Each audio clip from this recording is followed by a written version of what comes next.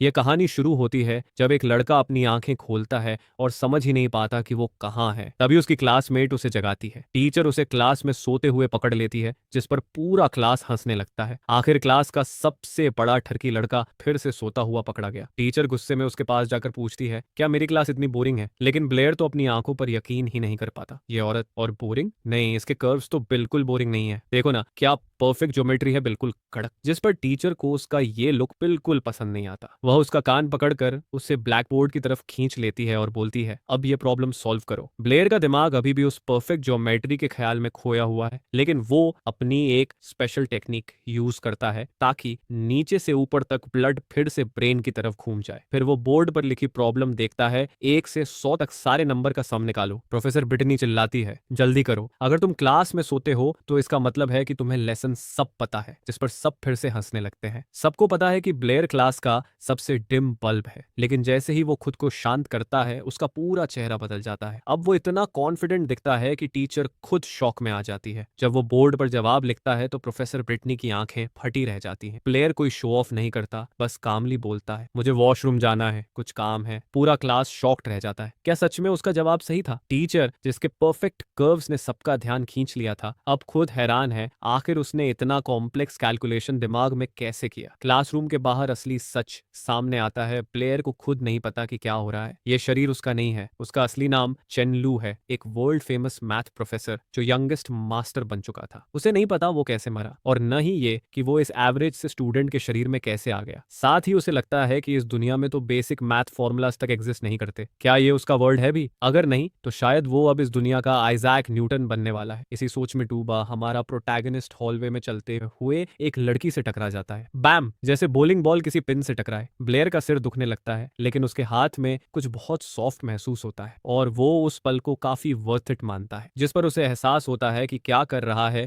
वो फौरन पीछे हटता है और लड़की को उठाने के लिए हाथ बढ़ाता है। लड़की गुस्से से आग बबूला हो जाती है। ब्लेयर फिर से तुम? ब्लेयर कंफ्यूज होकर पूछता है, क्या हम पहले मिल चुके हैं? जिस पर लड़की लाल पड़ जाती है, अपनी ट्रेजर को छुपाते हुए चिल्लाती है, पहले दिन भी तुमने यही किया था, हमेशा मुझे छूने की कोशिश करते हो और मेरी स्कर्ट में झांकते हो। तुम वैसे ही एरोगेंट और डिस्गस्टिंग हो जैसे पहले थे। वो इतनी गालियां देती है कि हमारा प्रोफेसर आत्मा वाला लड़का शर्म से चम जाता है। वो सफाई देने की कोशिश करता है, लेकिन लड़की अब उसकी यादें जलाकर मिटाने के मूड में है। वो अपने हाथों में फायर मैजिक बुलाने लगती है। ब्लेयर फौरन टैक्ट बदलता है, अगर मैं इतना कमजोर हूं तो मुझे पीटना तो कायरता होगी, है ना? लेकिन लड़की सुनने के मूड में नहीं है। वो पूरी तरह तैयार है उसे BBQ बनाने के लिए। ब्लेयर अब आखिरी रास्ता अपनाता है, ईमानदारी। वो कहता है, माफ कीजिए खूबसूरत मैडम, जिनके पास इतनी अद्भुत ज्योमेट्री है, और कसम से मैंने किसी भी व्हाइट पैंटीज का रंग नहीं देखा। जिस पर लड़की हक्की बक्की रह जाती है और उसका गुस्सा अचानक शांत हो जाता है। लेकिन इससे पहले कि वो कुछ कहे, वो लड़का वहां से हवा हो जाता है, भागता हुआ। जितनी तेज दौड़ सकता है उतनी तेज दौड़ता है। भागते हुए उसे एहसास होता है कि ये एक कैसी पागल दुनिया है जहां साइंस और मैजिक दोनों साथ साथ चलते हैं। तभी अचानक उसके सिर में तेज दर्द उठता है। वो घास पर गिर जाता है और बेहोश हो जाता है। इसके बाद उसका दिमाग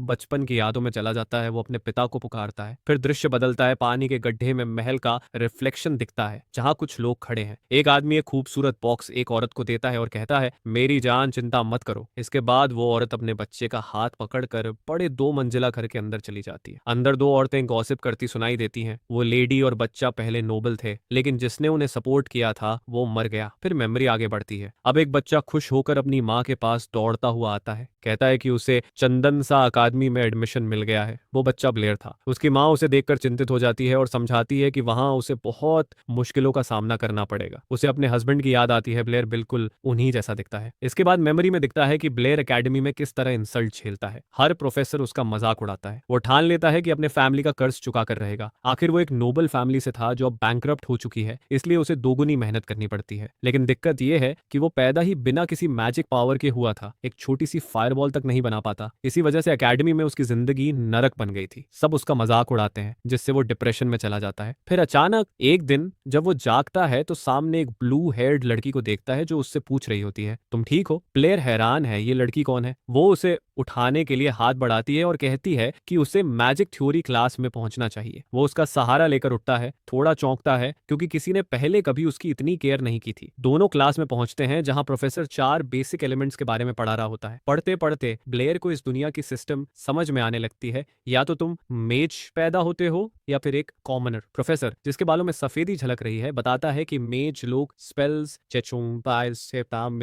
जेस्चर्स और स्पिरिचुअल पावर से एलिमेंट्स को कंट्रोल करते हैं, लेकिन ऐसा करने के लिए नेचुरल गिफ्ट होना जरूरी है। कुछ देर बाद क्लास खत्म हो जाती है और सब खुश होकर निकल जाते हैं, लेकिन ब्लेयर वहीं रुककर प्रोफेसर से पूछता है, क्या कोई बिना जन्मजात टैलेंट के मैजिक सीख सकता है? प्रोफेसर तुरंत कह देता है, नहीं, ये असंभव है, जिस पर पीछे खड़े कुछ स्टूडेंट्स हंसने लगते हैं। सबको पता है कि ब्लेयर के पास कोई पावर नहीं है। तभी टोबी नाम का एक लड़का उसके पास आता है और कहता है, कोई बात नहीं दोस्त, अगर तुम ग्रेजुएट नहीं भी हुए तो मेरे पापा के एरिया में तुम्हारे लिए हमेशा जगह होगी। ब्लेयर मुस्कुराता है, उसे याद आता है कि ये मोटा सा लड़का ही उस बॉडी का एकमात्र दोस्त था। दोनों एक दूसरे को बाय कहते हैं। इसके बाद ब्लेयर नोटिस करता है कि वही ब्लू हेयर लड़की उसे देख रही है। वो पूछता है, क्या बात है? जिस पर लड़की घबरा जाती है और भागते हुए कहती है, प्रोफेसर ब्रिटनी ने बुलाया है, तुम्हें उनके ऑफिस जाना है। ब्लेयर अब खुद को उस लड़की के बारे में सोचते हुए पाता है। वो पूरे दिन उसके साथ ही रहती है, जैसे कुछ कहना चाहती हो लेकिन हिम्मत नहीं जुटा पा रही हो। ब्लेयर को एहसास होता है कि चाहे वो एक मैथ जीनियस ही क्यों ना हो, लेकिन इस मैजिक वाली दुनिया में अगर उसके पास कोई पावर नहीं है तो उसकी इंटेलिजेंस ज्यादा काम नहीं आने वाली। इसलिए थोड़ी उम्मीद के साथ वो सोचता है कि क्यों ना थोड़ी प्रैक्टिस करके कोई छोटा सा फ्लेम समन किया जाए। वो अपने हाथ को देखता है, आंखें बंद करके कंसंट्रेट करता है और फायरबॉल टेक्निक ट्राई करता है, उम्मीद में कि कुछ तो होगा, लेकिन कुछ नहीं होता। उसकी उम्मीद धीरे धीरे खत्म होने लगती है और उसे लगने लगता है कि वो फिर से फेल हो गया है। तभी अचानक उसके हाथ से ब्राइट ऑरेंज फ्लेम निकलती है। वो शॉक में अपने हाथ की तरफ देखता रह जाता है। उस ग्लोइंग फायरबॉल को देखकर हैरान होता है। उसे कुछ समझ नहीं आता, बस इतना दिखता है कि उसके हाथ में एक येलो लाइट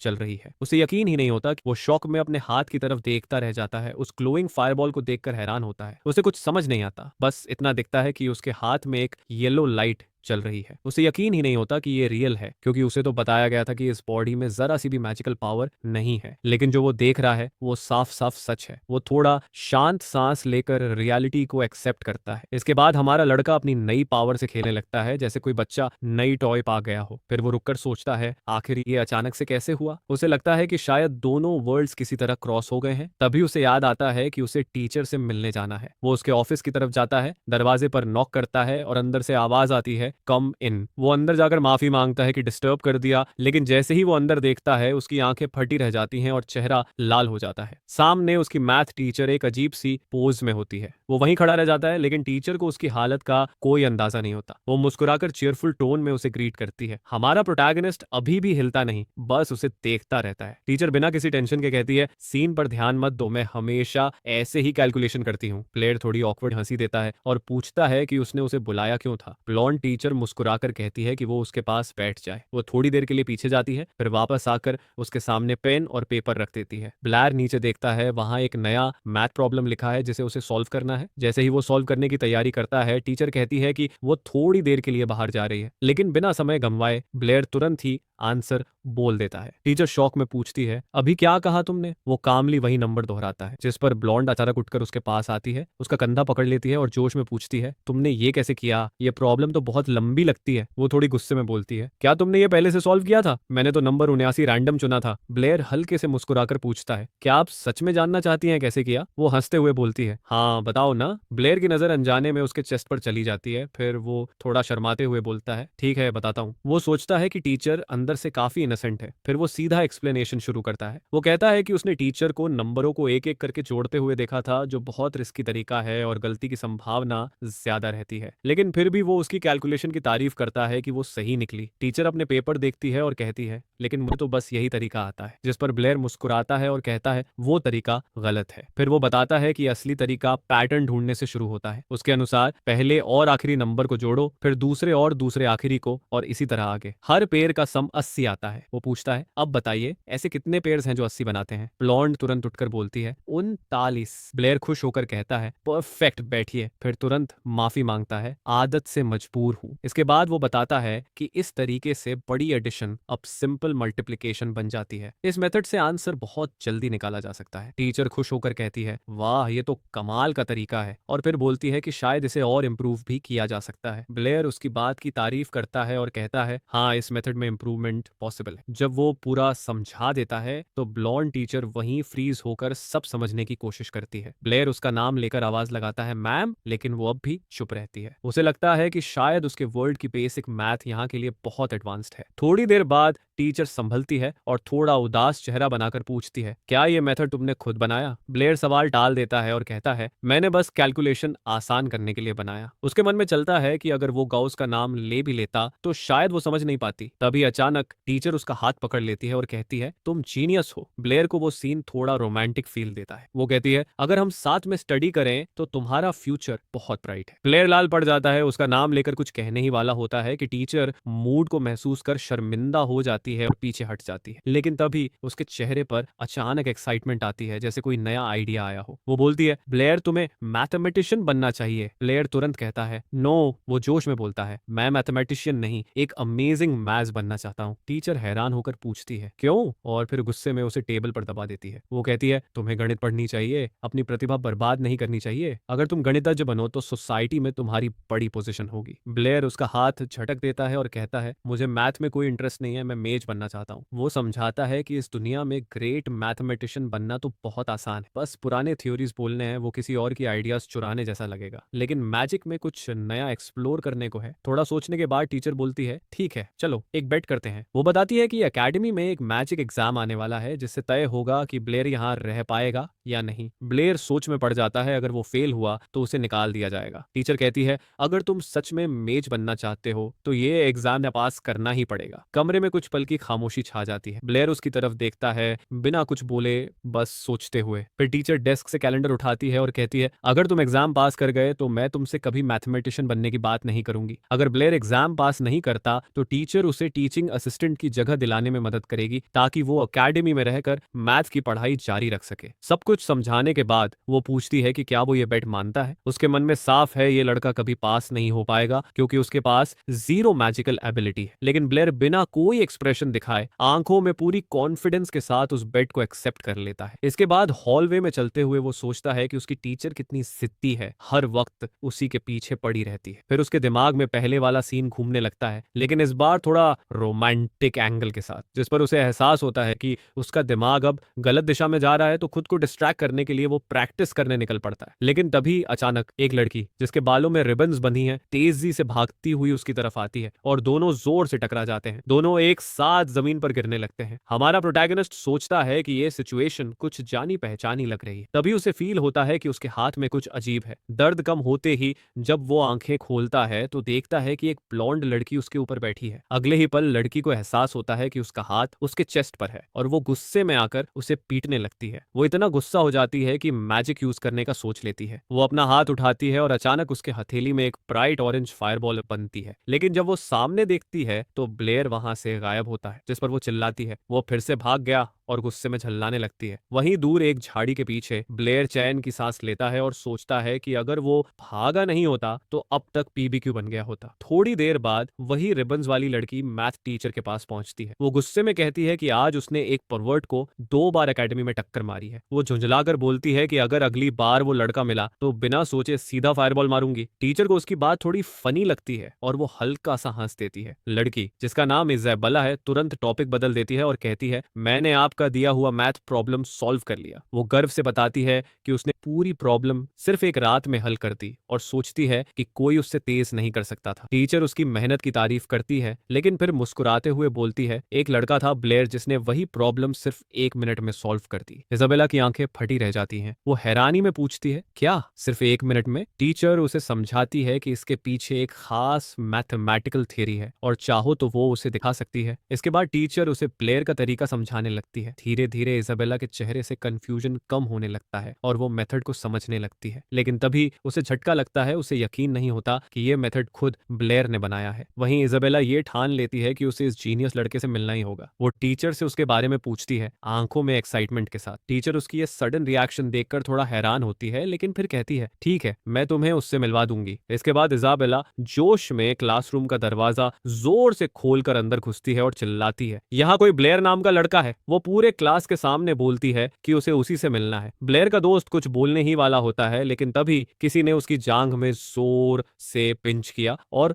वो कोई और नहीं, खुद ब्लेयर होता है, जो टेबल के नीचे छिपा होता है। मोटा दोस्त सब समझ जाता है और इजाबेला से कहता है, वो तो अभी काम से बाहर गया है। इजाबेला उसे घूरती है, जैसे कह रही हो क्या तुम मजाक कर रहे हो, लेकिन फिर हार मानकर कहती है, ठीक है, जब वो वापस आए तो बता देना कि मैं उसे ढूंढ रही थी। दोस्त राहत की सांस लेकर मुस्कुराता है और कहता है, जरूर बताऊंगा। जैसे ही इजाबेला बाहर जाती है, दरवाजा जोर से बंद होता है। ब्लेयर धीरे धीरे टेबल के नीचे से निकलता है और चारों तरफ देखता है कि वो सच में जा चुकी है या नहीं। क्लास में अब सन्नाटा छा जाता है। सबकी निगाहें ब्लेयर पर टिकी हैं, जैसे पूछ रही हो, ये क्या तमाशा था। ब्लेयर अपने दोस्त की तरफ देखता है और पूछता है, सब अब मुझे ऐसे क्यों देख रहे हैं। उसका दोस्त, जिसके गाल पर बैंडेज लगा होता है, उसका कंधा पकड़कर कहता है, सच सच बता, इस इजाबेला वाली लड़की के साथ क्या हुआ था। ब्लेयर पूरी तरह कंफ्यूज हो जाता है, जिस पर उसका दोस्त हैरानी से देखता है और पूछता है, क्या तुम्हें पता भी है कि वो लड़की कौन है। ब्लेयर थोड़ा सतर्क होकर पूछता है, कौन। दोस्त समझाता है कि वो लड़की काफी पावरफुल लोगों से जुड़ी है और उससे पंगा लेना अच्छा नहीं होगा। लेकिन ब्लेयर बेपरवाही से जवाब देता है, एकेडमी के अंदर कोई मुझे छू भी नहीं सकता। दोस्त आहें भरता है और पूछता है, अच्छा बताओ, इस एकेडमी का नाम क्या है। ब्लेयर लापरवाही से बताता है। फिर वो पूछता है, ये कैंपस कहाँ है। ब्लेयर कहता है, बेकर एवेन्यू पर। जिस पर उसका दोस्त सन्न रह जाता है और कहता है, वो तो याबो सिटी में है और वहां का मेयर कोई और नहीं बल्कि इजाबेला का पिता है। यह सुनकर ब्लेयर की आंखें फैल जाती हैं। अब उसे समझ आता है कि वो कितनी बड़ी मुसीबत में फंस चुका है। वो घबरा कर पूछता है, अब क्या करूं, माफी मांग लूं क्या। तभी क्लास के पीछे से किसी की जोरदार आवाज आती है, इजाबेला।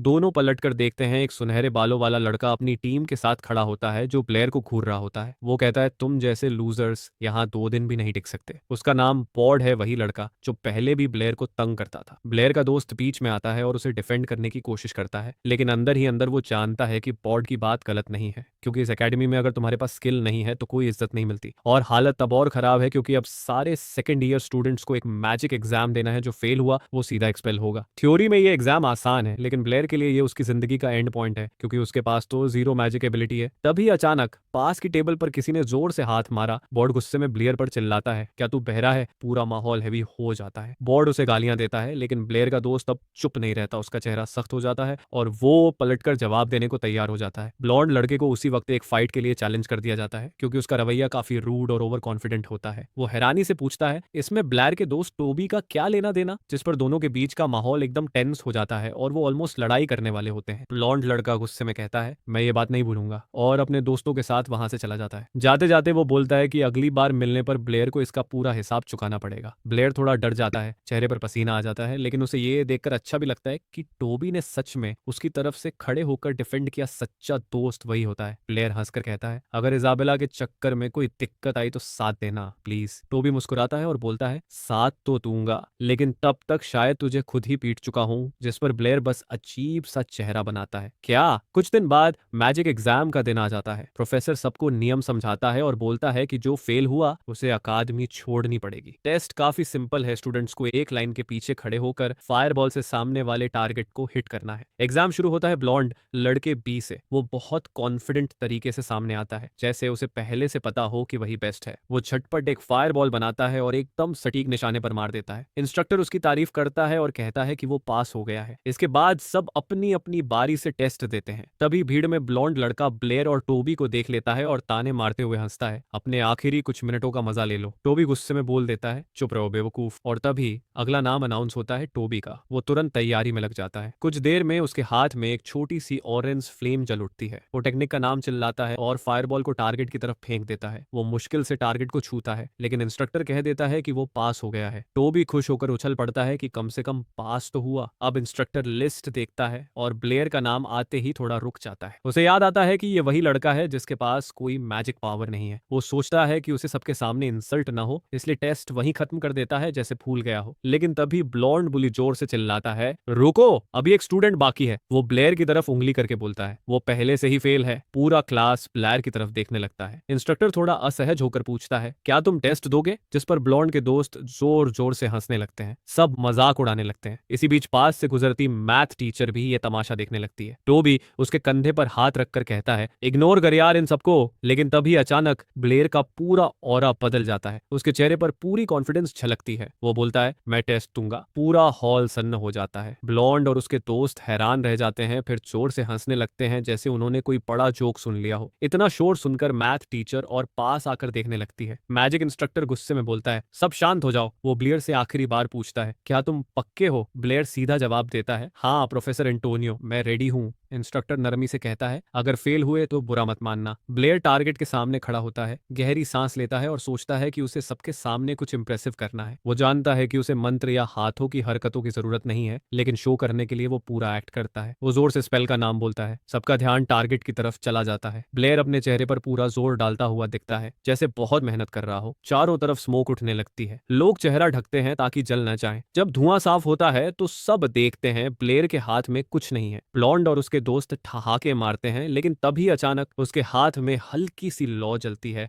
और उसके चारों तरफ फायरी सर्कल्स फैलने लगते हैं। एक विशाल फायरबॉल बनता है और सीधा टारगेट की तरफ उड़ता है। जैसे ही वो टारगेट से टकराता है, एक भारी एक्सप्लोजन होता है। आग चारों तरफ फैल जाती है। सारे स्टूडेंट्स और टीचर्स दंग रह जाते हैं। टारगेट पूरी तरह राख बन चुका होता है। मैजिक प्रोफेसर हैरानी से बोलता है, ब्लेयर ने एग्जाम पास कर लिया है। ब्लॉन्ड लड़के का चेहरा उतर जाता है। वो चिल्लाता है, इम्पॉसिबल, मैं भी ऐसा नहीं कर सकता। तो भी खुशी से झूम उठता है और बोलता है, भाई तूने इतना टैलेंट छिपा रखा था। तभी प्रोफेसर ब्लेयर को अपने ऑफिस बुलाता है। मैथ टीचर भी शौक में बाहर खड़ी रह जाती है। सोचती है, उसने ये कैसे किया? ब्लेयर प्रोफेसर के सामने बैठकर कहता है कि वो रोज किताबों से प्रैक्टिस करता है, इसलिए मास्टर कर पाया। प्रोफेसर एंथोनी कहता है कि मैजिक देवताओं का गिफ्ट है और जिनके पास पावर नहीं होती उन्हें गॉड फॉर्सन कहा जाता है। सबको लगा था कि ब्लेयर भी उन्हीं में से है, लेकिन अब लगता है कि गॉड्स ने उसे अपनी स्पेशल ब्लेसिंग दी है। वो उसकी तारीफ करता है और कहता है कि उसमें बहुत पोटेंशियल है। लेकिन ब्लेयर अंदर ही अंदर थक चुका होता है। उसे लगता है कि एकेडमी के सारे टीचर उसे कुछ सिखाने पर ही तुले हैं। अचानक वो बोल देता है, थैंक्स प्रोफेसर, लेकिन मैं अपने वर्ल्ड वापस जाना चाहता हूँ। प्रोफेसर चौंक कर पूछता है, कौन से वर्ल्ड की बात कर रहे हो? ब्लेयर को एहसास होता है कि उसने गलती कर दी, तो तुरंत संभलते हुए कहता है, अरे मजाक कर रहा था, गलती से निकल गया। एंटनी मुस्कुराता है, लेकिन पूरा यकीन नहीं करता। वो सोचता है कि शायद ब्लेयर ज्यादा स्टडी कर रहा है और दिमाग में लेजेंड्स घुस गए हैं। वो कहता है कि शायद वो सेक्रेड मास्टर वाले पुराने मिथ की बात कर रहा होगा। ये सुनते ही ब्लेयर का इंटरेस्ट बढ़ जाता है। प्रोफेसर बताता है कि एक लेजेंड के मुताबिक एक सेक्रेड मास्टर था जो स्पेस को कंट्रोल कर सकता था और अलग अलग वर्ल्ड्स में ट्रैवल कर सकता था। हालांकि लोग उसे मिथ ही मानते हैं, लेकिन ब्लेयर की आंखों में अब क्यूरियोसिटी जलने लगती है। वो उत्सुक होकर प्रोफेसर से उन लेजेंड्स के बारे में और पूछने लगता है। ब्लेयर अचानक प्रोफेसर के कंधे पकड़कर बोलता है कि उसे सेक्रेड मास्टर बनना ही होगा। इसके बाद कुछ समय बीतता है और ब्लेयर इस दुनिया की हिस्ट्री को गहराई से पढ़ने लगता है। वो लाइब्रेरी में देर रात तक बैठकर किताबों के ढेर में डूबा रहता है। नींद से लड़ते हुए वो हर एक पेज को ऐसे पढ़ता है जैसे उसमें उसके घर वापस जाने की कुंजी छिपी हो। किताबों से उसे पता चलता है कि इस दुनिया में मजिद्स के अलग अलग पावर लेवल होते हैं, कुल 60 ईयर। सैक्रेड मास्टर्स का जिक्र सिर्फ प्राचीन ग्रंथों और मिथ में मिलता है। उन किताबों के अनुसार होली मार्टर्स के पास स्पेस मैजिक होती थी, जिससे वो हवा में दरार खोलकर एक दुनिया से दूसरी दुनिया में ट्रैवल कर सकते थे। आज के लोग इसे सिर्फ एक कहानी मानते हैं और दूसरे वर्ल्ड्स के अस्तित्व को झूठ समझते हैं। लेकिन हमारा लड़का अब भी उम्मीद थामे रहता है कि यही रास्ता उसे अपने वर्ल्ड वापस ले जा सकता है। मगर दिक्कत यह है कि प्रोफेसर एंटोनियो इन बातों पर यकीन ही नहीं करता, इसलिए उससे कुछ ज्यादा जानकारी मिलना नामुमकिन है। तभी लाइब्रेरी एडमिनिस्ट्रेटर उसके पास आता है और पूछता है कि उसकी पढ़ाई कैसी चल रही है। ब्लेयर थोड़ा घबराता है, जिस पर वो कहता है, पढ़ाई काफी हो गई, अब थोड़ा लाइब्रेरी के काम में हाथ बंटाओ। ब्लेयर मजबूरी में किताबें छोड़कर काम करने लगता है। घंटों मेहनत के बाद वो थक कर चूर हो जाता है। उसे पता ही नहीं था कि लाइब्रेरी में काम करना इतना मुश्किल होता है। जब उसकी शिफ्ट खत्म होती है तो सीधा क्लास का टाइम हो जाता है। जैसे ही वो क्लास में एंट्री लेता है, पूरे रूम में अजीब सी शांति छा जाती है। सब धीरे धीरे उसके बारे में फुसफुसाने लगते हैं। आखिर उसने मैजिक एग्जाम में कमाल जो कर दिखाया था। लगातार बातें सुनकर उसका दिमाग भारी पड़ने लगता है। तभी उसकी नजर अचानक इजाबेला पर पड़ती है और वो एकदम फ्रीज हो जाता है। वो सोचता है, ये यहाँ क्या कर रही है, और घूरते हुए वहीं खड़ा रह जाता है। इजाबेला की बैठने की अजीब सी पोज देखकर वो और भी ऑकवर्ड महसूस महसूस करता है और नजरें फेर लेता है। तभी अचानक इजाबेला अपनी जगह से उठकर चिल्लाती है, मुझे पता ही नहीं था कि वो लड़का वही ब्लेयर है। जिस पर क्लास का माहौल पल में बदल जाता है। ब्लेयर तुरंत बात शांत करने की कोशिश करता है, लेकिन इजाबेला बीच में बोल पड़ती है और सबके सामने उसे परवर्ट कह देती है। ब्लेयर बार बार उसे समझाने की कोशिश करता है, लेकिन तभी वो देखता है कि उसके चारों तरफ आग की लपटें बनने लगती हैं। इजाबेला अपने हाथों में पूरा मैजिक पावर जमा करने लगती है, एक फायर स्पेल लॉन्च करने की तैयारी में। ब्लेयर डर से झुककर अपना चेहरा ढक लेता है, लेकिन कुछ नहीं होता। वो आंखें खोलकर देखता है, उसके सामने मैथ टीचर खड़ी होती है, जिसने समय रहते इजाबेला को रोक लिया था। टीचर गुस्से से पूछती है, क्लास के अंदर मैजिक यूज करने की हिम्मत कैसे हुई? इजाबेला कुछ बोलने की कोशिश करती है, लेकिन टीचर उसे बीच में ही रोक देती है। इसके बाद टीचर ब्लेयर को अपने ऑफिस बुलाती है और ये यहीं खत्म नहीं होता। वो इजाबेला को भी साथ आने के लिए कहती है। ब्लेयर चुपचाप सहमति में सिर हिलाता है और दोनों टीचर के पीछे पीछे ऑफिस की तरफ बढ़ते हैं। दरवाजा जोर से बंद होते ही बाकी सारे स्टूडेंट्स सन्न रह जाते हैं, जैसे अभी भी समझने की कोशिश कर रहे हो कि हुआ क्या। क्लास में एक ब्लॉन्ड लड़का शॉक में कहता है, आखिर इस ब्लेयर को इतना अटेंशन क्यों मिल रहा है? वहीं दूसरी तरफ टीचर के ऑफिस में ब्लेयर पूरा किस्सा समझाता है कि कैसे इजाबेला के साथ वो ऑकवर्ड सिचुएशंस में फंस गया। टीचर दोनों को सुलह करने को कहती है, ये बस मिसअंडरस्टैंडिंग। थोड़ी झिझक के बाद इजाबेला मान जाती है और ब्लेयर को माफ कर देती है। इसके बाद टीचर टॉपिक बदलती है और मैजिक एग्जाम का जिक्र करती है। वो ब्लेयर की परफॉर्मेंस की तारीफ करती है और बताती है कि अब उनका पेट ऑफिशियली खत्म हो चुका है। वो उत्सुक होकर पूछती है, तुमने अचानक से इतनी पावर कैसे गेन कर ली? ब्लेयर हंसकर बोलता है, बस किस्मत अच्छी थी। फिर वो कहता है कि दरअसल उसके कुछ सवाल है मैजिक के बारे में। टीचर शांत होकर सुनने लगती है। ब्लेयर पूछता है, क्या किसी एलिमेंट को यूज करने के लिए हमेशा स्पेल्स और हैंड जेस्चर्स जरूरी होते हैं? इजाबेला तुरंत बीच में टांग अड़ाकर हंसते हुए कहती है, क्या बेवकूफी भरा सवाल है। ब्लेयर थोड़ा शर्मिंदा होकर पूछता है, क्या कोई एक्सेप्शन नहीं होता? टीचर समझाने लगती है कि हाँ, यहाँ तक कि सबसे पावरफुल मेज को भी स्पेल्स और जेस्चर्स की जरूरत पड़ती है। फर्क बस इतना होता है कि वो ये काम बहुत तेजी से कर लेते हैं। वो बताती है कि मैजिक देवताओं का गिफ्ट है, वही लोगों को जेस्चर्स और मंत्रों के जरिए एलिमेंट्स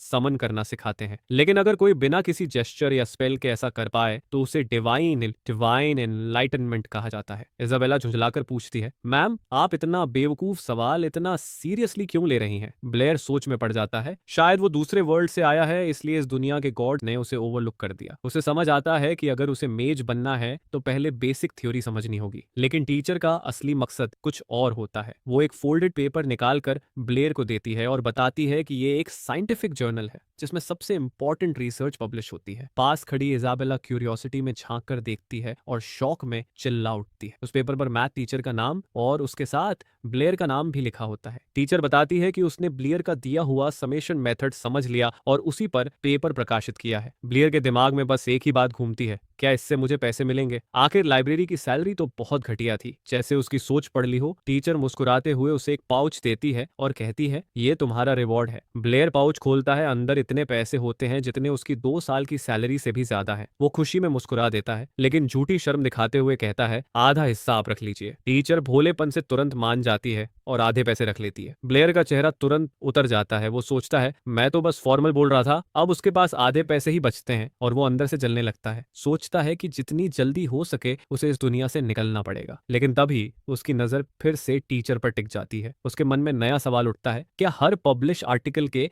इतने ही पैसे मिलते हैं? टीचर जवाब देती है, हाँ, हर आर्टिकल का अलग पेमेंट होता है। ये सुनते ही उसके दिमाग में एक जबरदस्त आइडिया आता है और वो तुरंत एक्साइटमेंट में बोलने लगता है कि उसके पास एक नई थ्योरी है जो उसने अपने पुराने वर्ल्ड से लाई है। टीचर तुरंत समझ जाती है कि वो किस बारे में बात कर रहा है। ये थी ह्यूइज एनिग्मा। हमारा लड़का जो इस दुनिया के साइंस से ज्यादा फेमिलियर नहीं है, थोड़ा कंफ्यूज्ड एक्सप्रेशन देता है, जिस पर वो लड़की समझाने लगती है कि रैल्फ्स रिडल एक एंशंट सेजेस द्वारा बनाया गया मैथ प्रॉब्लम है। कहानी कुछ यूं है, रैल्फ के 7 बेटे होते हैं, हर बेटे के पास 7 बैग्स, हर बैग में 7 बिल्ली और हर बिल्ली के 7 बच्चे। सवाल दिखने में सिंपल है, अगर सबको ऐड किया जाए तो आंसर मिल जाता है। लेकिन बात यह है कि अगर नंबर्स बहुत बड़े हो जाएं तो कैलकुलेशन करना बहुत मुश्किल हो जाता है। फिर वो ब्लॉन्ड लड़की उत्सुक होकर पूछती है कि क्या वो इस रिडल को किसी और मेथड से सॉल्व कर सकता है, जिस पर हमारा लड़का कॉन्फिडेंट एक्सप्रेशन के साथ बोलता है कि उसके पास कुछ आइडियाज हैं। लड़की उसकी बात सुनकर इंस्पायर हो जाती है और बोलती है कि वो उसके साथ इस नए मेथड पर काम करना चाहती है। समय बीतता है और दोनों कई घंटों तक मेहनत करते रहते हैं। कुछ देर बाद वो स्टूडेंट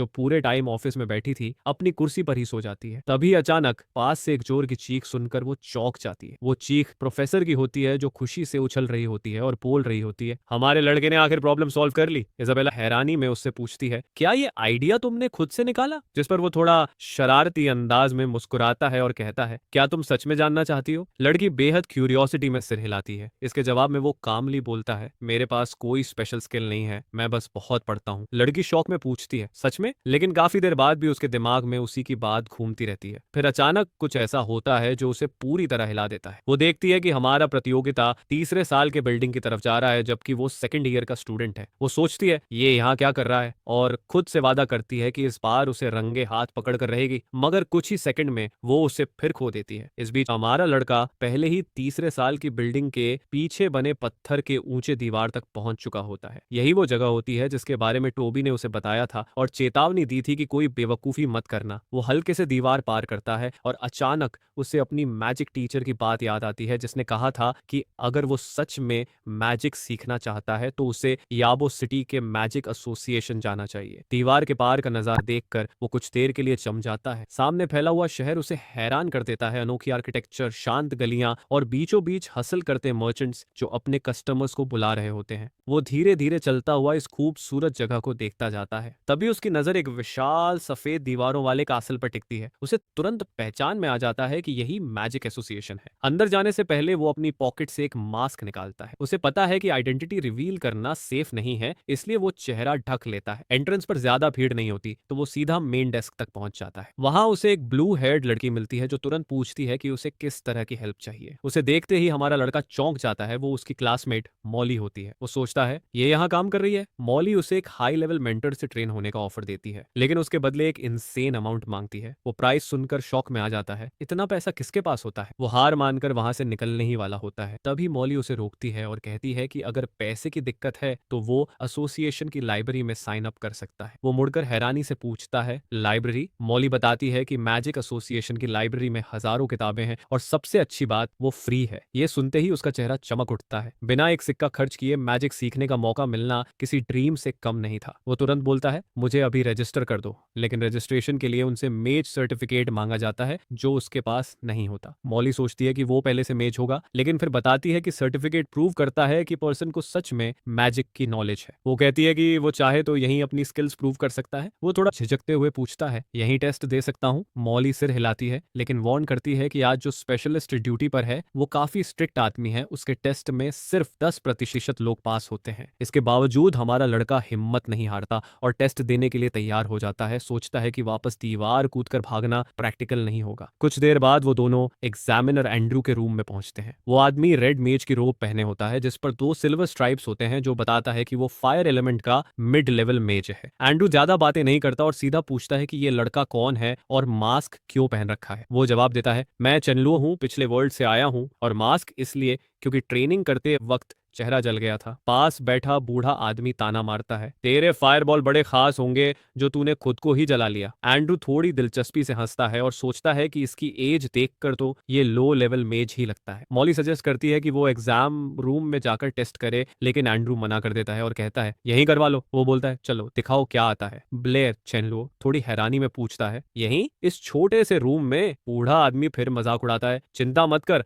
एंड्रू, तेरे पथेटिक फायरबॉल से नहीं जलेगा। हमारा लड़का कुछ नहीं बोलता, बस शांत होकर सामने खड़ा हो जाता है। वो अपनी सारी मैजिक पावर हाथों में कंसंट्रेट करने लगता है। एंड्रू को उसका कास्टिंग तरीका अजीब लगता है, लेकिन कुछ सेकंड में सबकी आंखें फैल जाती हैं। एनर्जी बहुत तेजी से गैदर होने लगती है। एंड्रू चिल्लाता है, रुको, लेकिन तब तक बहुत देर हो चुकी होती है। पूरा कमरा चमकदार आग की रोशनी से भर जाता है। एक बड़ा फायरबॉल बनता है जो सीधा एग्जामिनर की तरफ उड़ता है। एंड्रू घबराकर डोर के पीछे छिपने की कोशिश करता है, लेकिन तभी एक जबरदस्त एक्सप्लोजन होता है। धुआं और आग पूरे कमरे में फैल जाती है। सब कुछ धुंधला दिखने लगता है। मोली खांसते हुए हवा में हाथ हिलाती है ताकि देख सके कि आखिर हुआ क्या। काले धुएं के बीच मोली को एक बूढ़ा आदमी दिखता है जो खांसते हुए कोई जादुई मंत्र बोल रहा होता है। जहां एग्जामिनर पहले खड़ा था वहां अब एक विशाल नीले रंग की मैजिक शील्ड बनी होती है जो उसे प्रोटेक्ट कर रही होती है। एंड्रू जो एग्जामिनर था अब जमीन पर गिरा हुआ धूल में लिपटा होता है और समझने की कोशिश कर रहा होता है कि आखिर अभी हुआ क्या है। असल में वो सफेद बालों वाला बूढ़ा मेज ही था जिसने वक्त रहते वो शील्ड बना दी थी और एंड्रू की जान बचा ली थी। वो बूढ़ा आदमी पूरे फोकस के साथ बैरियर को थामे रहता है, चेहरा बेहद गंभीर और आंखें धुएं के पार झांकती हुई। एंड्रू शौक में इतना खोया होता है कि हिलता तक नहीं, जिस पर बूढ़ा आदमी उसके कंधे हिलाकर उसे होश में लाता है। वो लड़की बस वहीं खड़ी ये सब देखते हुए पूरी तरह हैरान रह जाती है। हमारा लड़का हालात समझते ही तुरंत दोनों से माफी मांगता है। वो कहता है कि उसने सोचा था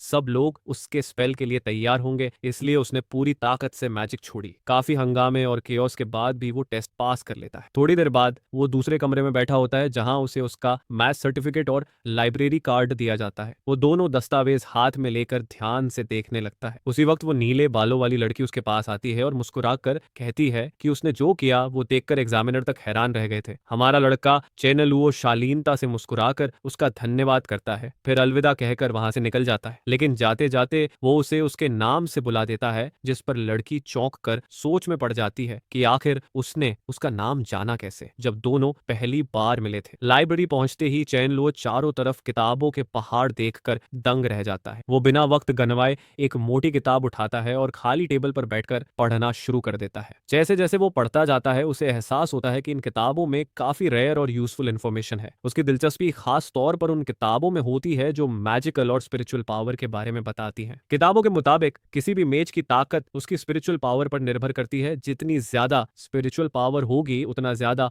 पावरफुल मैजिक बनेगा। लेकिन यही नहीं, हाई लेवल मेजेस तो वीकर मेजेस के एलिमेंट्स तक कंट्रोल कर सकते हैं। हालांकि 4 basic elements fire, water, wind और अर्थ के बारे में जो एक्सप्लेनेशंस किताबों में हैं वो थोड़े पुराने और अधूरे लगते हैं, क्योंकि इस दुनिया का वैज्ञानिक ज्ञान बहुत बेसिक है। यहाँ के लोग मानते हैं कि ये 4 तत्व ही हर चीज की नींव है, न सिर्फ मैजिक बल्कि पूरी दुनिया इन्हीं से बनी है। बाकी सारे एलिमेंट्स इन्हीं 4 के कॉम्बिनेशंस माने जाते हैं। चेनलुओ के हिसाब से ये कॉन्सेप्ट बहुत पुराना है। मॉडर्न साइंस के हिसाब से मैटर कई एलिमेंट्स से बना होता है, सिर्फ 4 से नहीं। लेकिन क्योंकि इस दुनिया में मैजिक और मैजिकल एलिमेंट्स सच में मौजूद हैं, इसलिए उसे साइंटिफिक लॉजिक समझ नहीं आता। तभी उसके दिमाग में अचानक एक आइडिया आता है, क्या ऐसा हो सकता है कि इन एलिमेंट्स के साथ किसी अलग तरीके से इंटरैक्ट किया जाए। वो गहराई से सोचने लगता है और अचानक एक्साइटमेंट में कुर्सी से उछल पड़ता है, जिसे लाइब्रेरी के सारे लोग चौंक कर उसकी तरफ देखने लगते हैं। अगर उसकी थ्योरी सही निकली तो वो एक बिल्कुल नया मैजिक बना सकता है। वो जल्दी से अपनी टेबल पर पड़े सारे पेपर्स उठाता है और भागते हुए लाइब्रेरी से निकल जाता है। अब वो सीधा मैजिक एसोसिएशन की तरफ भागता है, क्योंकि उसे अपनी थ्योरी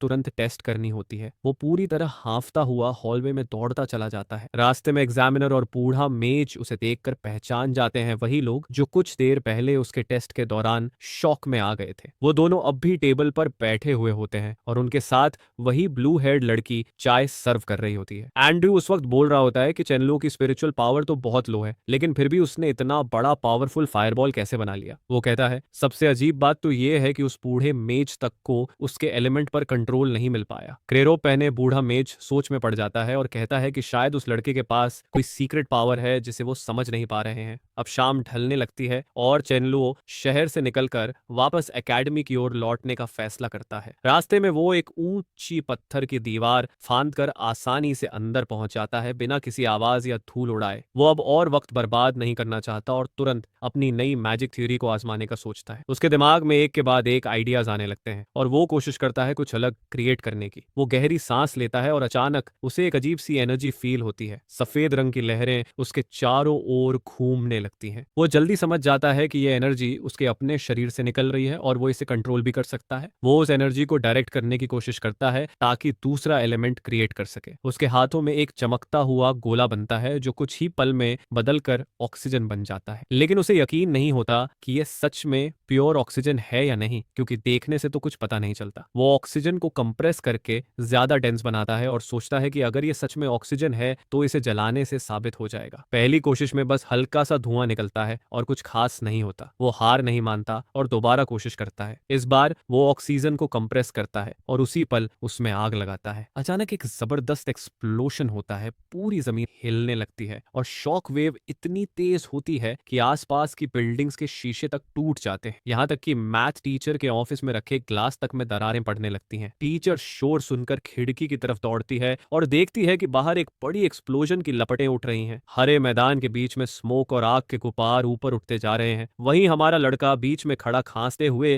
धुएं से सांस लेने की कोशिश कर रहा होता है। तेज हवा अचानक चारों तरफ बहने लगती है, जिससे सब कुछ उड़ने लगता है। चंदलुओ के माथे पर पसीना बह रहा होता है, चेहरे पर डर साफ दिखता है। वो आसपास देखता है और समझने की कोशिश करता है कि आखिर ब्लास्ट ने कितना नुकसान किया है। उसे एहसास होता है कि ऑक्सीजन उसकी उम्मीद से कहीं ज्यादा शक्तिशाली है। दूर से कोई चिल्लाकर पूछता है, वहां क्या हुआ? वो पलट कर देखता है, कोई आदमी उसकी तरफ भागा चला आ रहा होता है। चेनलुओ समझ जाता है कि अब मुसीबत आने वाली है, तो बिना एक पल गवाए वो जंगल की तरफ भाग जाता है। काफी देर भागने के बाद वो झाड़ियों के पीछे छिप जाता है और चैन की सांस लेता है। इस केओटिक एक्सपेरिमेंट के बावजूद लगता है उसने कुछ वाकई काम का खोज लिया है। कुछ देर बाद अगली सुबह वो क्लासरूम में बैठा होता है, पिछले रात के हादसे के बारे में सोचता हुआ। नींद की कमी से थका हुआ वो डेस्क पर सिर रखकर हल्की झपकी लेने लगता है, लेकिन आराम उसे कहाँ मिलने वाला होता है। तभी अचानक कोई उसके पीठ पर जोर जोर से थपकी देने लगता है। वो टोबी होता है, जो घबराया हुआ कहता है, यार सुना, कल रात 3rd ईयर बिल्डिंग के पास ब्लास्ट हुआ, सारे विंडोज टूट गए। चंदलुओ आंखें मिचमिचाते हुए मुस्कुराता है और कामली जवाब देता है, मुझे तो कुछ पता नहीं, मैं तो पूरी रात सोता रहा। सारे लोग सोचते हैं कि ये ब्लास्ट किसी बहुत ही पावरफुल मेज ने किया है, लेकिन कोई ये नहीं जानता कि क्यों। हमारा प्रोटैगनिस्ट कहता है कि उसने आज तक ऐसा मेज कभी नहीं देखा। जिस पर उसका दोस्त हैरान होकर पूछता है, क्या मतलब, कभी हाई लेवल मैच नहीं देखा? फिर हंसते हुए कहता है, हमारी मैथ टीचर खुद सुपर हाई लेवल मेज है। ये सुनते ही ब्लेयर की आंखें चौड़ी हो जाती हैं और वो इतनी हैरानी में होता है कि कुर्सी से उछल पड़ता है। थोड़ी देर बाद ब्लेयर ये सोचता है कि क्यों ना जाकर टीचर से खुद बात की जाए। इसके बाद सीन कट होता है, वो उनके ऑफिस के दरवाजे पर नॉक करता है। दरवाजा तुरंत खुलता है और टीचर मुस्कुराते हुए उसे अंदर बुला लेती है। ब्लेयर सही टाइम पर आता है, क्योंकि वो खुद भी उससे बात करना चाहती थी। वो बताती है कि मैथमेटिशियंस एसोसिएशन ने रैल्फ एनिग्मा पर आर्टिकल पब्लिश कर दिया है, और क्योंकि उसका सोल्यूशन ब्लेयर ने दिया था, इसलिए उसका नाम ऑथर्स में सबसे पहले लिखा गया है। टीचर गर्व से मुस्कुराती है और उससे कॉन्ग्रेचुलेशंस देती है कि उसने मैथमेटिक्स की सबसे कठिन प्रॉब्लम सॉल्व कर दी है। लेकिन ब्लेयर उस बात को नजरअंदाज करते हुए कहता है कि वो दरअसल किसी और चीज पर बात करने आया है। ब्लॉन्ड टीचर हैरान रह जाती है जब वो बोलता है कि वो अब मैथ पढ़ना चाहता है और उसके साथ स्टडी करना चाहता है। वो कुछ सेकंड तक उसे देखती रहती है, पूरी तरह कंफ्यूज्ड एक्सप्रेशन के साथ, क्योंकि ये वही लड़का था जो हर वक्त मैजिक के पीछे पागल रहता था और अब अचानक उसे मैथ में इंटरेस्ट आ गया था। ब्लेयर कहता है कि उसे लगता है कि अगर उसने अब मैथ नहीं सीखी तो शायद वो बाद में रिग्रेट करेगा। वो मुस्कुराते हुए कहता है कि शायद अपनी पास्ट लाइफ में वो कोई महान मैथमेटिशियन रहा होगा। ये सुनकर ब्लॉन्ड टीचर की आंखों में चमक आ जाती है। वो अचानक इमोशन में बहकर उसका हाथ पकड़ लेती है और उसे अपने सीने से लगा लेती है। वो कहती है कि उसे बहुत खुशी है कि उसने ऐसा कहा। वो उसे कसकर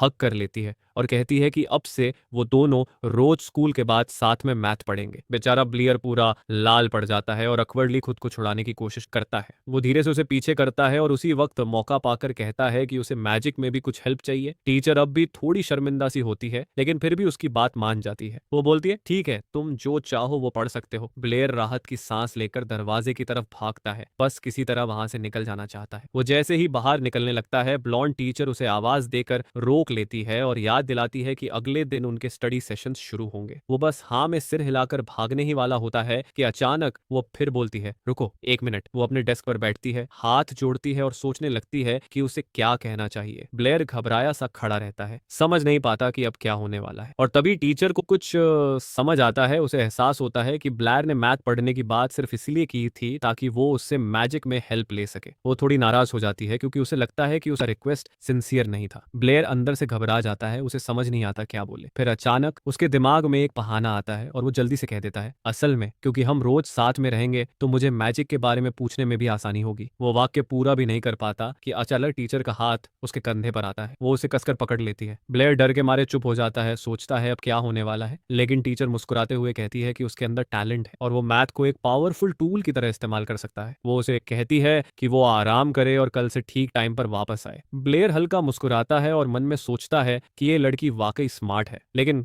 थोड़ा गूफी भी है। अगली शाम ब्लेयर अपने लेसन के लिए आता है। वो दरवाजा नॉक किए बिना सीधा अंदर चला जाता है, लेकिन अंदर का नजारा देखकर रुक जाता है। वहां 2 लड़कियां बैठी होती हैं और उनमें से एक होती है इजाबेला। इजाबेला उसे देखते ही नाखुश हो जाती है और झट से पूछती है, तुम यहाँ क्या कर रहे हो? टीचर तुरंत सिचुएशन संभालते हुए माफी मांगती है और कहती है कि वो बताना भूल गई थी, अब से ब्लेयर भी उनके साथ स्टडी करेगा। टीचर इजाबेला से कहती है कि वो उसे थोड़ा गाइड करे, लेकिन इजाबेला के चेहरे से साफ झलकता है कि उसे ये बिल्कुल पसंद नहीं है। फिर ब्लॉन्ड टीचर ब्लेयर को अपने पास पास बुलाती है और कहती है कि उसने उसके लिए एक प्रॉब्लम तैयार की है। वो सवाल पढ़कर सुनाती है, एक कुएं में एक पत्थर गिराया जाता है, कुछ देर बाद उससे दुगना भारी एक और पत्थर उसी कुएं में डाला जाता है, बताओ दूसरा पत्थर पहले को कब पकड़ लेगा? इजाबेला तुरंत जवाब देने लगती है, पहले हमें दोनों के गिरने के बीच का टाइम पता होना चाहिए। लेकिन इससे पहले कि वो पूरी बात करे, ब्लेयर बीच में बोल पड़ता है, दूसरा पत्थर पहले को कभी नहीं पकड़ पाएगा। वो कामली समझाता है कि अगर हम एयर रेजिस्टेंस को इग्नोर करें तो दोनों पत्थर बराबर स्पीड से गिरते हैं। इस जवाब से इजाबेला चिढ़ जाती है। वो ताना मारते हुए कहती है, तुम्हें तो बेसिक नॉलेज भी नहीं है, सबको पता है कि भारी चीज जल्दी गिरती है। वो आगे बोलती है कि ये बात तो एंशिएंट सेजेस ने साबित की थी और ये तो बच्चे भी जानते हैं। लेकिन हमारा लड़का मुस्कुराकर कहता है, सिर्फ इसलिए कि कुछ पुराने लोगों ने कहा, इसका मतलब ये नहीं कि वो सच है। क्या तुमने खुद कभी ऐसा होते देखा है? इजाबेला गुस्से में आ जाती है कि उसने एंशिएंट सेजेस की बात को चुनौती दी। अब माहौल थोड़ा टेंस हो जाता है क्योंकि दोनों ही पीछे हटने को तैयार नहीं है। ब्लेयर कहता है कि साइंस तभी सच होती है जब उसे प्रूव किया जा सके, वरना वो बस एक बिलीफ है। पास खड़ा एक स्टूडेंट मजाक में कहता है, चलो फिर इस पर बेट लगाओ। ब्लेयर पहले मना करता है लेकिन इजाबेला झट से बोलती है, 10 गोल्ड कॉइन की बेट लगाते हैं। ब्लेयर के चेहरे पर मुस्कान फैल जाती है और वो तुरंत हाँ कर देता है। टीचर माथा पकड़ लेती है, उसे पता होता है कि अब कोई इसे रोक नहीं पाएगा। थोड़ी देर बाद सब एक ओपन जगह पर पहुंचते हैं एक्सपेरिमेंट करने के लिए। टीचर फिर भी कहती है, ये मत भूलो एक पत्थर दूसरे से 2 गुना बड़ा है। लेकिन ब्लेयर अपनी बात पर अड़ा रहता है, आखिर इजी पैसे कमाने का मौका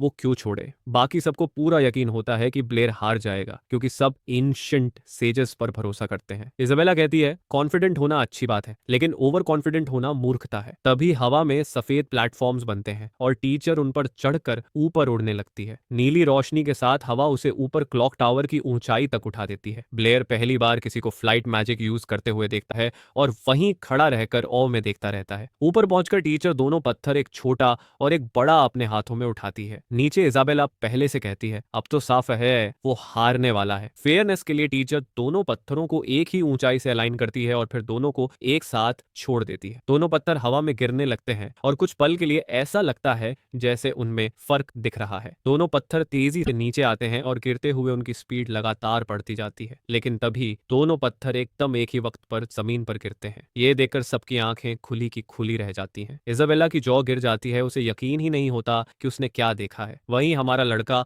बस हल्की सी मुस्कान देता है क्योंकि उसे पहले से पता था कि ऐसा ही होने वाला है। ऊपर खड़ी टीचर भी चौंक जाती है। उसके चेहरे से साफ झलकता है कि उसे समझ नहीं आ रहा कि आखिर ये कैसे हो गया। वो फिर से अपना स्पेल यूज करती है और धीरे धीरे नीचे उतरती है ताकि खुद पास से देख सके। दोनों पत्थर अब भी वहीं पड़े रहते हैं और बाकी तीनों बस खामोशी से ये सोच रहे होते हैं कि आखिर अभी अभी क्या हुआ है। थोड़ी देर बाद इजाबेला को समझ आने लगता है लेकिन उसका चेहरा पूरी तरह कंफ्यूजन से भरा रहता है। दोनों लड़कियां यकीन नहीं कर पा रही होती कि ये कैसे पॉसिबल है। उनके लिए एंशिएंट सेजेस की बातें झूठ नहीं हो सकती थी। टीचर ये सोचने लगती है कि आखिर उसके स्टूडेंट को कैसे पता चला कि लॉ ऑफ फॉलिंग बॉडीज गलत है, जिस पर ब्लेयर समझाता है कि उसने ये बात एक किताब में पढ़ी थी लेकिन जब उसने खुद एक्सपेरिमेंट किया तो उसे रियलिटी कुछ और ही मिली। टर्न्स आउट वो ट्रूथ जिसे एडल्ट्स हजारों सालों से सिखाते आ रहे थे, उसे सिर्फ 2 पत्थर गिराकर प्रूव किया जा सकता था कि वो गलत है। सोचने वाली बात यह थी कि इतने स्कॉलर्स में से किसी ने भी कभी वेरीफाई करने की कोशिश नहीं की कि जो वो जानते हैं वो सच भी है या नहीं। ब्लॉन्ड टीचर उसके शोल्डर्स पकड़कर कहती है कि ये लॉ उनके वर्ल्ड के लिए बहुत इंपॉर्टेंट है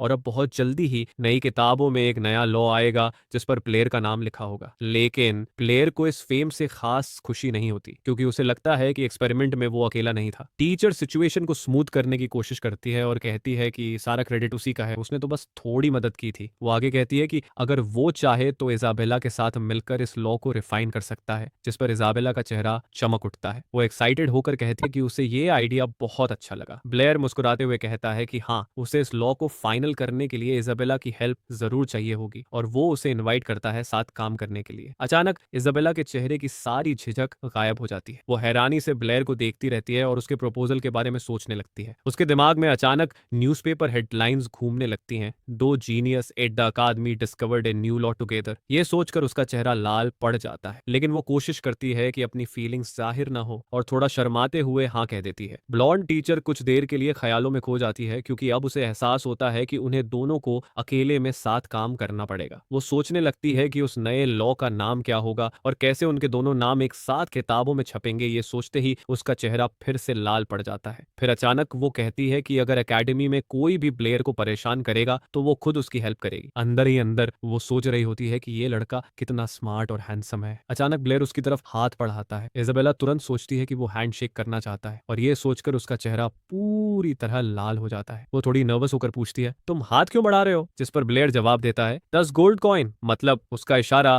पेट वाले पैसे की तरफ था। ये सुनते ही इजाबेला डिसअपॉइंटेड हो जाती है और थोड़ा मुंह फुलाकर पीछे हट जाती है। वहीं ब्लेयर के चेहरे पर खुशी होती है, आखिर उसने चैलेंज जीतकर एक ही दिन में 10 गोल्ड कॉइन कमा लिए थे। वो कॉइन गिनने लगता है और मन ही मन सोचता है कि आज तो वो अमीर बन गया। इजाबेला अंदर से सोचती है कि उसे पैसे से ज्यादा फेम में इंटरेस्ट होना चाहिए था, लेकिन फिर भी उसे लगता है कि बात सिर्फ इतनी सिंपल नहीं है। ब्लेयर उसके सवाल पर कुछ देर सोच में पड़ जाता है। इजाबेला क्यूरियोसिटी से पूछती है कि तुम्हें आखिर चाहिए क्या? ये सवाल सुनकर ब्लेयर कुछ पल के लिए चुप हो जाता है। उसे एहसास होता है कि उसने खुद भी इस बारे में कभी नहीं सोचा। फिर अचानक उसके दिमाग में अपनी पिछली जिंदगी की यादें उभरने लगती हैं, अपने स्टूडेंट्स, जॉब और दोस्तों की यादें जो अब किसी और दुनिया में रह गए हैं। वो उन यादों में खो जाता है और धीरे धीरे उसे अपने सवाल का जवाब मिल जाता है, लेकिन वो जानता है कि जो वो चाहता है उसे वो किसी को बता नहीं सकता। वो हल्की सी मुस्कान के साथ झूठ बोल देता है कि वो बस पैसों के लिए नहीं है बल्कि एक बेहतर जिंदगी के लिए मेहनत कर रहा है। इजाबेला और टीचर से विदा लेकर वो वहां से चला जाता है। ब्लॉन्ड टीचर उसे जाते हुए देखती है और सोचती है कि इस लड़के के अंदर कुछ ऐसा है जो वो किसी से कह नहीं सकता। एक दिन बीत जाता है। ब्लेयर फिर से क्लासरूम में बैठा होता है, सोचते हुए कि डेस्क पर सोना उसके छोटे कमरे से कहीं ज्यादा आरामदायक है, लेकिन अब उसके पास पैसे हैं इसलिए वो थोड़ा रिलैक्स फील करता है। तभी एक ब्लॉन्ड लड़का जिसका नाम बी होता है उसके डेस्क पर हाथ मारता है और गुस्से में बोलता है, फीस नाम का कोई आदमी तुझे ढूंढ रहा है। ब्लेयर हैरान होकर पूछता है, कौन फीस? मैंने तो कभी उसका नाम भी नहीं सुना। बी को उसका जवाब पसंद नहीं आता। वो गुस्से में आकर उसका हुडी पकड़ लेता है, लेकिन तभी पीछे से एक आवाज आती है, उसे अभी छोड़ दो। सबकी नजरें उस डायरेक्शन में जाती हैं और वहां एक और ब्लॉन्ड लड़का एंट्री लेता है, सूट पहने हुए, टाई एडजस्ट करता हुआ, पूरा रॉयल अंदाज में। वो फाइगी ही होता है, वही बिग शॉट जो ब्लेयर को ढूंढ रहा था। और वो अकेला नहीं आता, उसके साथ दो और लोग होते हैं जिनकी नजरें ब्लेयर पर ऐसे टिकी होती हैं जैसे वो उसे अपनी नजरों से जला देना चाहते हो। फाइगी ब्लेयर को घूरता है, चेहरे पर कंटेम्प्ट साफ दिखता है। वहीं हमारा लड़का बस क्यूरियस नजरों से उसे देखता है क्योंकि उसने इस बंदे को पहले कभी नहीं देखा था। फाइगी उसके सामने खड़ा होकर पूछता है, तुम ही ब्लेयर हो? फिर ऊपर से नीचे तक उसे देखता है और हल्की सी सार्कास्टिक हंसी हंसता है। ब्लेयर गहरी सांस लेकर बोलता है, हाँ मैं ही हूँ, क्या बात है? फाइजी उसे घूरते हुए कहता है, इजाबेला से दूर रहो। वो कहता है कि ब्लेयर जैसे लड़के को इजाबेला जैसी लड़की के पास भी नहीं जाना चाहिए। ये कहकर फाइगी अपनी गैंग को इशारा करता है और सब वहां से निकल जाते हैं। रास्ते में वो टोबी से टकरा जाता है जो वहां से गुजर रहा होता है। गरीब टोबी टक्कर लगते ही नीचे गिर जाता है और डर के मारे कुछ बोल भी नहीं पाता,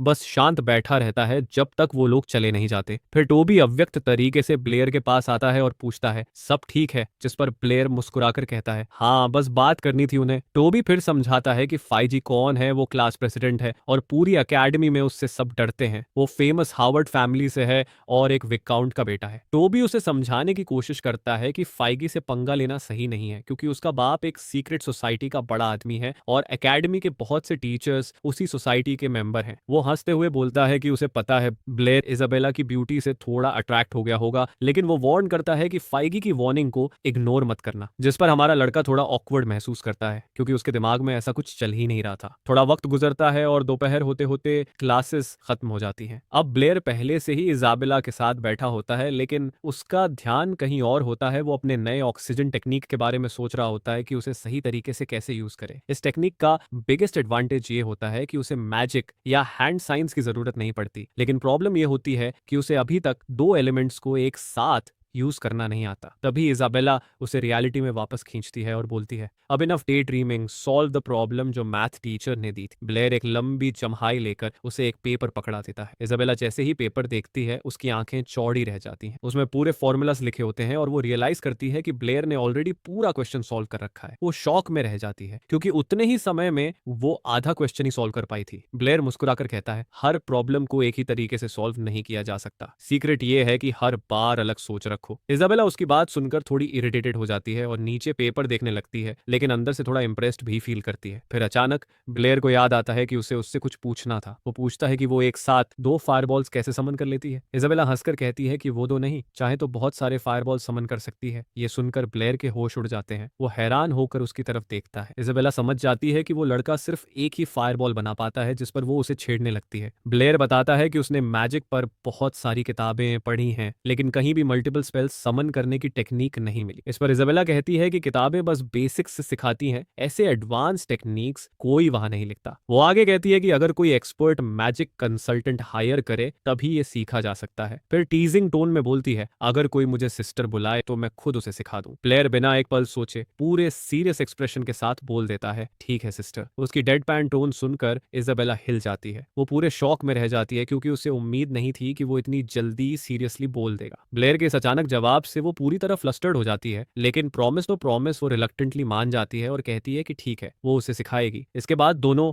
एकेडमी से बाहर निकलते हैं और एक सिक्लूडेड जगह पर प्रैक्टिस करने जाते हैं। इजाबेला कंसंट्रेशन में जाती है और स्पेल कास्ट करती है। अचानक उसके चारों ओर कई येलो फायरबॉल्स बन जाते हैं जो हवा में धीरे धीरे घूम रहे होते हैं। ब्लेयर हैरानी में उसे देखता रहता है क्योंकि वो मुश्किल से 2 फायरबॉल्स तक ही बना पाता है। लेकिन जो बात उसे और भी ज्यादा हैरान करती है वो थी कि इजाबेला के फायरबॉल्स कितने स्टेबल दिखते हैं। इजाबेला समझाती है कि मल्टीपल फायरबॉल समन करने का मेन सीक्रेट है स्पिरिचुअल पावर का डिस्ट्रीब्यूशन। वो बताती है कि ज्यादातर लोग सोचते हैं कि स्पिरिचुअल पावर को सिर्फ एक पॉइंट पर फोकस किया जा सकता है, लेकिन जब कोई इस टेक्निक में मास्टर बनता है तो वो अपनी पावर को कई पॉइंट्स में बांट सकता है। हर एक पोर्शन अपनी खुद की स्पेल समन करने की क्षमता रखता है और इसी तरह मल्टीपल फायरबॉल्स बनाए जाते हैं। ब्लेयर फिर पूछता है, तो क्या हर पोर्शन से अलग अलग स्पेल भी समन किए जा सकते हैं? इजाबेला मुस्कुराते हुए एक्साइटेडली जवाब देती है, हाँ बिल्कुल। इसी बीच दूर से कोई गोल्डन हेयर्ड लड़का उन्हें देख रहा होता है। उसका नाम बी होता है और वो सोचता है कि दोनों के बीच कुछ चल रहा है। उसके बगल में खड़ा एक और लड़का दीवार को इतनी जोर से पकड़ रहा होता है कि वो क्रैक होने लगती है। पास खड़ा उनका बॉस ये सब देखकर घबरा जाता है और मन ही मन सोचता है कि ब्लेयर को इस चीज की बहुत बड़ी कीमत चुकानी पड़ेगी। उधर ब्लेयर पूरी मेहनत से प्रैक्टिस कर रहा होता है, अपनी स्पिरिचुअल पावर को 9 हिस्सों में बांटने की कोशिश करते हुए। इजाबेला उसे इंस्ट्रक्ट करती है कि वो धीरे धीरे हर स्टेप को फॉलो करे और ध्यान से पावर डिवाइड करे। वो मुस्कुराकर बोलती है, अगर फेल भी हुआ तो टेंशन मत लेना, मुझे खुद इस टेक्निक को सीखने में पूरे 6 महीने लगे थे। लेकिन उसके बोलते ही अचानक ब्लेयर के चारों ओर कई फायर बॉल्स बन जाते हैं। इजाबेला शॉक में उसे देखती रह जाती है। वो चिल्लाकर पूछती है, ये कैसे किया तुमने? ब्लेयर बड़ी शांति से कहता है, मैंने बस स्पिरिचुअल पावर को 9 हिस्सों में बांटा और फायर बॉल्स बना लिए। इजाबेला उसकी बात पर यकीन नहीं करती और पूछती है कि वो इतनी जल्दी ये कैसे कर पाया। ब्लेयर थोड़ा सरप्राइज्ड एक्सप्रेशन देता है और कैजुअली कहता है, मुझे बस समझ में आ गया कि टेक्निक कैसे काम करती है। उसका इतना सिंपल जवाब सुनकर इजाबेला स्टन्ड रह जाती है। वो कुछ देर तक उसे बस देखती रह जाती है, फिर उसके चेहरे पर हल्की सी लाली आ जाती है। उसे लगता है कि वो सिर्फ मैथ का जीनियस नहीं बल्कि मैजिक का भी जीनियस है। लेकिन उसी पल उसकी इरिटेशन भी बढ़ जाती है क्योंकि उसने इस टेक्निक को सीखने में आधा साल लगा दिया था और ये लड़का कुछ मिनटों में सीख गया। अपना प्राइड बचाने के लिए वो झूठ बोलती है कि उसने भी ये टेक्निक पहले कर ली थी, फिर गुस्से में ट्रेनिंग छोड़कर भाग जाती है। प्लेयर को समझ ही नहीं आता कि वो अचानक क्यों नाराज हो गई और वो सोचता है, विमेन मैं कभी नहीं समझ पाऊंगा। वो अपनी पॉकेट में हाथ डालता है और अचानक उसे कुछ अजीब महसूस होता है। वो रुकता है और देखता है कि उसकी उंगलियों में एक छोटा ब्रेसलेट फंसा हुआ है। उधर इजाबेला अब भी गुस्से में होती है, एकेडमी की तरफ तेजी से वापस लौटती हुई। अचानक ब्लेयर उसके पीछे दौड़ता हुआ आता है और उसका हाथ पकड़ लेता है। इजाबेला चौंक कर पूछती है, क्या चाहिए तुम्हें अब? तभी ब्लेयर अपना हाथ आगे बढ़ाता है। उसके हाथ में एक सुंदर सा ब्रेसलेट होता है जिसमें लाल धागे पर एक छोटा सा गोल्डन कैट चार्म टंगा होता है। वो उसे देखकर हैरान रह जाती है। ब्लेयर मुस्कुराकर कहता है, इजाबेला ये तुम्हारे लिए है, तुम्हारी हेल्प की वजह से ही मैं ये मैजिक सीख पाया, थैंक यू। इजाबेला कुछ पल तक उस ब्रेसलेट को देखती रहती है। उसका चेहरा लाल पड़ जाता है और वो हल्की सी हंसी के साथ बोलती है, लगता है तुम्हें थोड़ी समझ आने लगी है, शायद तुम इतने बेवकूफ भी नहीं हो। फिर वो तेजी से ब्रेसलेट को पकड़ती है और अपने हाथ में ले लेती है और बिना एक्सप्रेशन दिखाए भागने लगती है। भागते भागते वो चिल्लाती है, वैसे ये गिफ्ट बहुत अगली है, लेकिन क्योंकि वो पीछे मुड़कर नहीं देख रही होती उसके पैर उलझ जाते हैं और वो सीधे घास पर गिर जाती है। वो ऑकवर्डली हंसती है और उठने की कोशिश करती है। ब्लेयर थोड़ा सरप्राइज होकर उसकी तरफ देखता है, समझ नहीं पाता कि रिएक्ट कैसे करे। वो जल्दी से उठती है और फिर से भाग जाती है, पीछे मुड़कर चिल्लाती है, मैं इतनी इजीली हार मानने वाली नहीं हूं। ब्लेयर बस एक लंबी सांस छोड़ता है और घास पर लेट जाता है, चेहरे पर हल्की मुस्कान के साथ। वो सोचता है अगर उसे गिफ्ट पसंद नहीं आया होता तो वो उसे लेती ही क्यों। फिर धीरे से बड़बड़ाता है, वैसे भी उस ब्रेसलेट के लिए मैंने पूरे 50 सिल्वर कॉइन्स दिए थे। इसके बाद वो सोचता है कि असल में तो उसने ये ब्रेसलेट अपनी मैथ टीचर को देने का प्लान बनाया था, लेकिन तभी उसकी नजर सामने किसी चीज पर पड़ती है और यहीं पे ये पार्ट खत्म होता है। Next part will be uploaded on this channel in 1 week of uploading this video. Thanks for watching.